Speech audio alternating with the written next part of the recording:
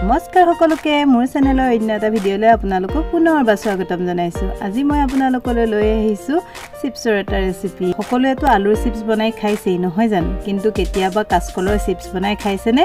যদি নাই খোৱা আজি এই ভিডিঅ'টো আপোনালোকৰ কাৰণে। আহকচোন এতিয়া আমি ভিডিঅ'টোৰ মাজলৈ যাওঁ।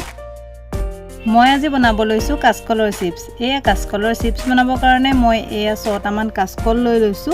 এতিয়া কাচকল কেইটা প্ৰথমতে মই ধুনীয়াকৈ বাকলি গুচাই ল'ম। এয়া মই কাচকল এটা গুচাই লৈছো আৰু কাচকলটো গুচাই পানীত ৰাখিব, নহলে কলা পৰি যাব পাৰে। সেয়েহে মই কাচকল কেইটা গুচাই ধুনীয়াকৈ পানীত ৰাখি গৈছো। আৰু এই কাচকল কেইটা মোৰ গুচোৱা হৈ গ'ল। এতিয়া মই কাচকল কেইটা কি কৰিম চাওক। মই কাচকল কেইটা পানীৰ পৰা টুকি এনেকুৱা এখন শুকান কাপোৰেৰে ধুনীয়াকৈ কাচকল কেইটা পানী নথকাকৈ মুচি ল'ব লাগিব। ইয়া চাওক মই গোটেই কেইটা কাচকল ধুনীয়াকৈ কাপোৰখনেৰে মুচি শুকুৱাই ল'লো। আৰু এতিয়া মই এনেদৰে এখন পিহনা লৈ লৈছোঁ। সেই পিহনাখনৰ জৰিয়তে মই কাচকলখিনি এনেদৰে পাতল পাতলকৈ চকলিয়াই ল'ম।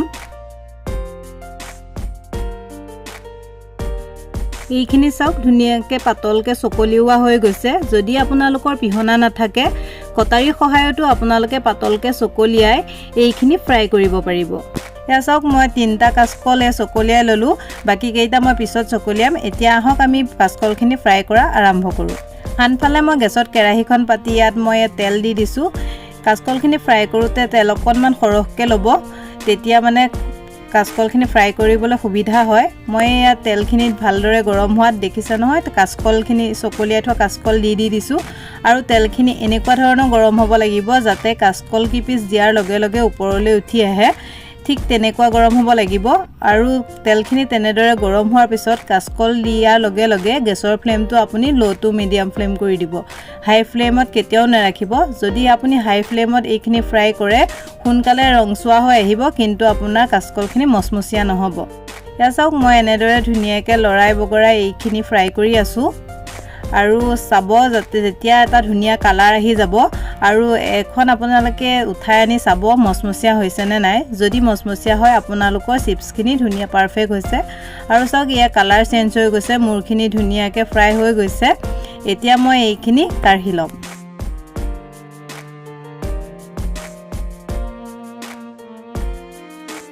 এয়া চাওক মই এচকল কাচকল লৈ দেখুৱাইছোঁ কিমান ধুনীয়া মচমচীয়া হৈছে।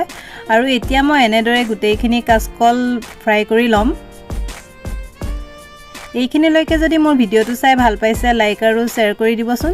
যিসকলে প্ৰথমবাৰৰ বাবে মোৰ চেনেলটো চাইছে প্লিজ চেনেলটো ছাবস্ক্ৰাইব কৰি কাষতে থকা বেল আইকনটো টিপি নটিফিকেশ্যনটো অল কৰি ল'ব। তেতিয়া মোৰ আহিবলগীয়া নতুন ৰেচিপি ভিডিঅ'ৰ নটিফিকেশ্যনসমূহ পাই থাকিব। এয়া চাওক মোৰ ছেকেণ্ড বেটছটো ধুনীয়াকৈ ফ্ৰাই কৰা হৈ গ'ল। এইখিনিও মই এতিয়া কাঢ়ি ল'ম। আৰু এইফালে চাওক মোৰ গোটেইখিনি কাচকল ফ্ৰাই কৰা হৈ গ'ল। এতিয়া মই এখন প্লেটলৈ গোটেইখিনি কাঢ়ি ল'লোঁ।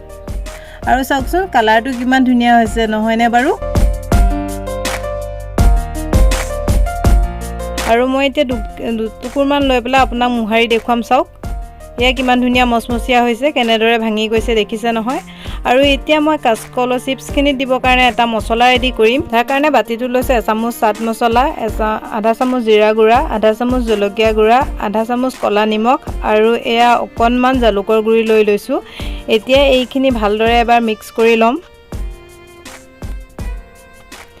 এয়া মোৰ চিপছত দিবৰ কাৰণে মছলাটো ৰেডি হৈ গ'ল। এতিয়া মই ইয়াৰ পৰা এচামুচ লৈ পেলাই এই চিপছখিনিত মছলাখিনি ছটিয়াই দিছোঁ।